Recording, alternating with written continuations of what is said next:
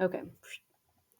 Okay, since our campus goal is to move reading levels and have 85% on grade level before second graders enter third grade. Mm-hmm. Let's talk about our data, what we're using to collect, and how we're able to measure and see where students are. So we've been doing guided reading, M-class. High frequency words Mm-hmm. to help with the guided reading and the M class. Right. And then them having access to do Amplify, which they didn't last year on the computers. Yes.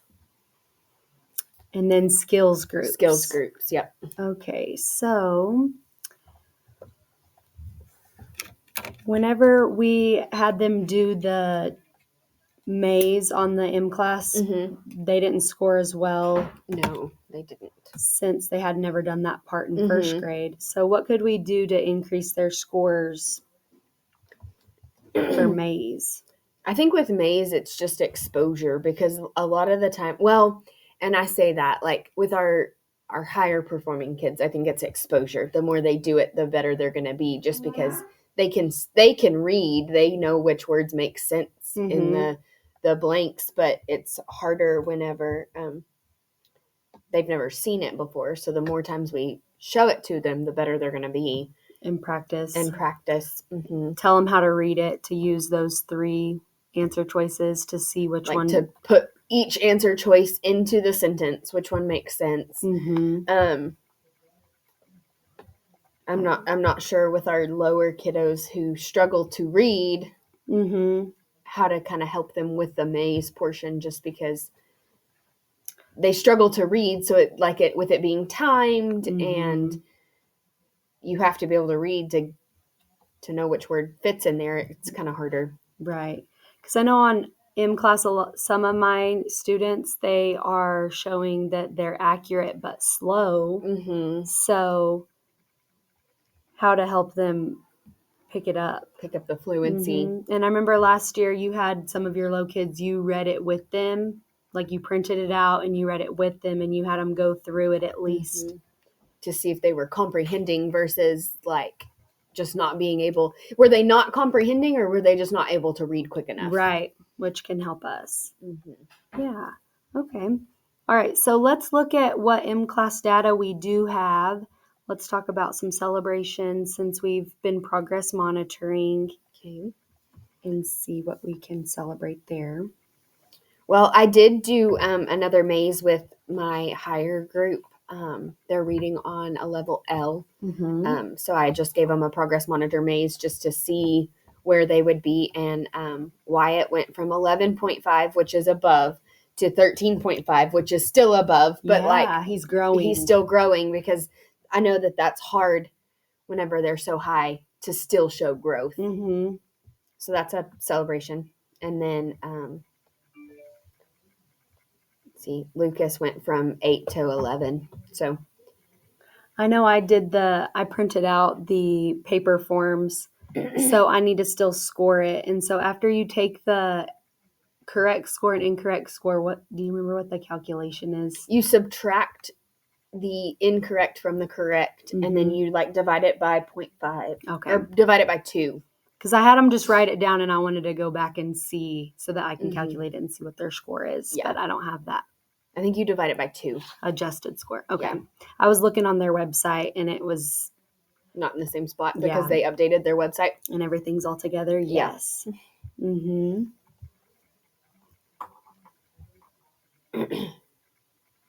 I know on one of mine who's accurate but slow, like her reading fluency, the first time at the beginning of the year, she scored 19.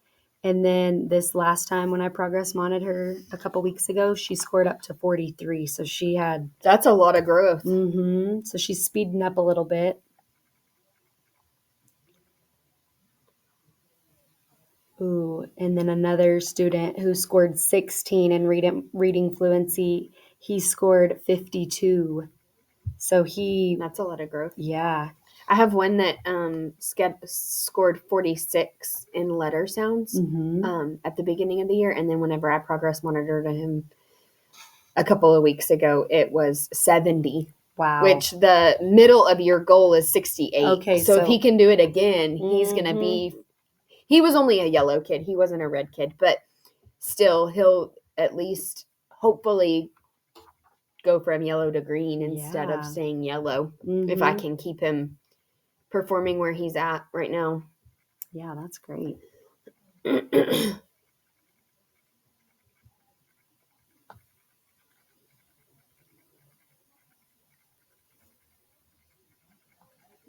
Ooh, one of my girls, she her reading accuracy was 52% Ooh. and went up to 91%. Wow. So she's still slow, but She's getting more accurate. Mm-hmm.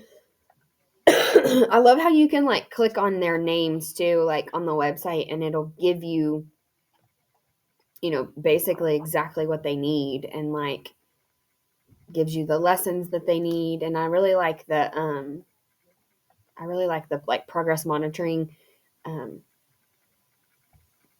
graph that it gives you. Mm-hmm. So you can you can see individually where they're, it's not loading, but you can like see individually where they've grown and what they still need to work on, and it gives them like the red, the yellow, the green, the blue, so where you can see the complete growth. Mm-hmm. Does it do like the projected growth too, or just kind of the dot where it's at? It gives you like their beginning of the year score, and then if you've progress monitored them however many times, it gives you all of those progress monitors. And then it also, I wonder if that's on her name. Oh yeah. So like it gives you the progress monitors, and it also gives you where like this is her middle of year like goal. Okay. So that's where, not where she's supposed to be, but like if she makes you know, Ooh, I like that. Average progress, this is where she should be. Which on that first, like this girl was 37 on her letter sounds, and then first time I progress monitored her was 48. So they want her to be at 54, which shows her like that 48 puts her above her average growth line. So I really like these. Yeah. Like, see this one for her decoding, she started at 8, and middle of the year goal for average growth was 14, but the first time I progress monitored her, she got a 15. So she's, and that's months before where she would need where she would need to test. And I feel like too, our phonics, the way we're teaching it, doing the slides, I feel like it's just exposing them more to those letter sounds, having them blend and decode, and even the words decoding. I feel like all of that makes it applicable to what they're doing in M class for sure. Yeah, I think that's great. I think I know, let's see.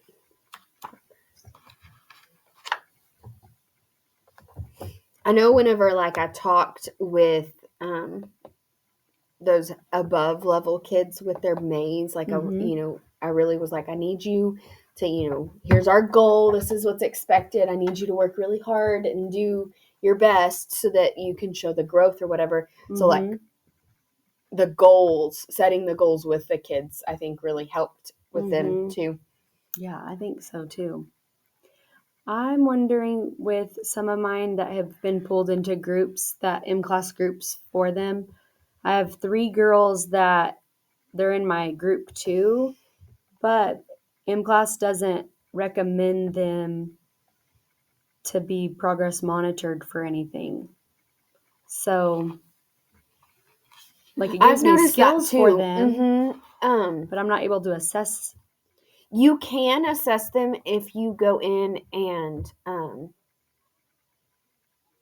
you just have to like set it. So Create the form.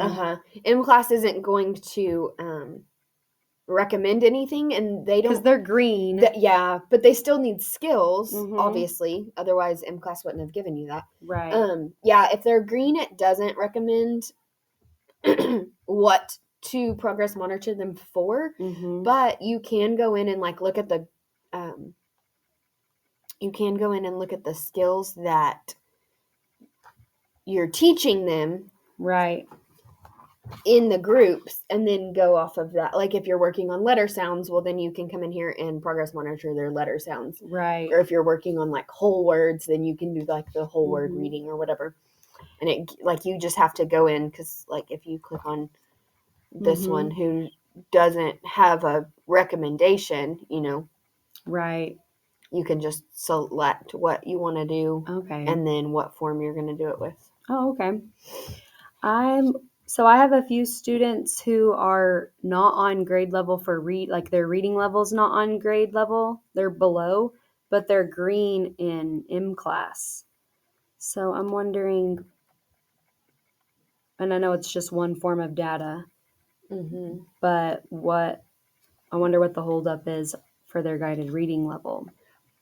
Guided reading to me seems more like comprehension. No, I mean like the M class stuff is good getting them to read, but like once they're a fluent and accurate reader, and I haven't been on Amplify, so as a student, so I don't know what Amplify is helping them with. But like what we do with M class, like it doesn't seem to go as deep as comprehension, so that could be the holdup in their guided reading. They're able to read, but that comprehension piece is missing, which is important in like the Scarborough's reading rope. They have to be able to comprehend as well. So that's where you would have to split them off and be like, okay, now we're working on this vocabulary comprehension. Right. All the phonemic awareness and all the phonics and stuff, but now let's work on what you're reading, which is kind of what they're getting in our tier 1 reading instruction with all of our read alouds and stuff that we've been doing. Just teaching them to think about what they're reading or even slow down. I think that's the hardest thing is like, you don't just have to read the page and go on. Like stop and look at the pictures and think and ask questions. I had that conversation with my whole class yesterday. Like, don't just read the words to read the words. Like, read the words to enjoy the story. And I think that trickles over into math too, like problem solving, which I know that's not what we're talking about. But, like understanding the problem. Like if I ate 9 tacos, there's no more taco. You know what I mean? Like, and being able to understand that you're subtracting versus just always, I think mine just like take the numbers and add them. Yeah. Like, whoa. You don't Hold on. See what it's asking to do. Understand the problem. Yeah. Okay. Well, I say we go in and look at what they scored last and update their goal sheet. Okay. So that when we do the middle of year assessment, we'll know if they're meeting their goals. And so even if they are scoring or not meeting expectation, we'll see what they had last and how much they've grown. It's kind of like a quick at a glance picture of what they're doing in M class. Yeah, because then after we do the assessment, we're able to tell them, oh, you went up. And then then they're excited to celebrate that. And I think us celebrating them also gives them like a push to especially the ones who are always low in their reading levels anyways, comparing, because I know I always hear the conversation in my classroom about who's on what reading level, and so if we can celebrate what achievements they are doing, we don't have to focus on where they're at. We can just look at where they're going and how they're improving. Okay, I say we look at our red kids who are well below and our yellow kids who are just showing that they're below. They're close. Right. We got to get those yellow kids up to the green. Because those are going to be I don't really like this word, but the easiest ones. Yeah. To show the most growth quickly. Like. Right. Does that make sense? Yeah. That sounds terrible, but like. Well, it's because we know they can read. We know they understand. Like, we're able to get them on grade level. And if that's our campus goal, our SMART goal this year, then we know we can target them. And it's going to they're close enough to make a difference in the data. For sure.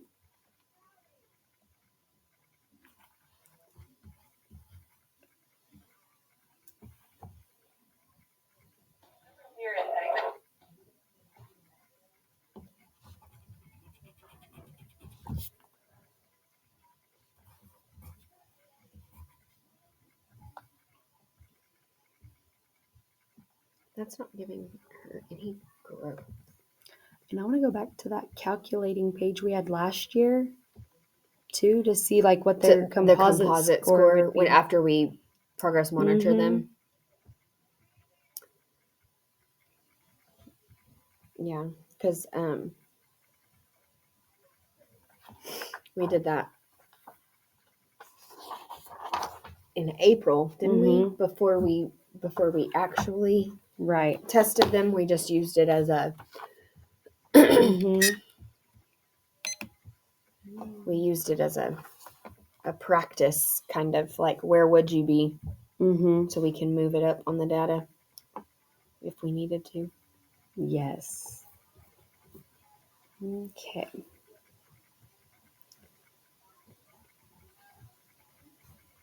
What I printed out didn't match. Like it was easy to do it on the. Yeah, but for some reason when it printed out, it made me have to. Aw.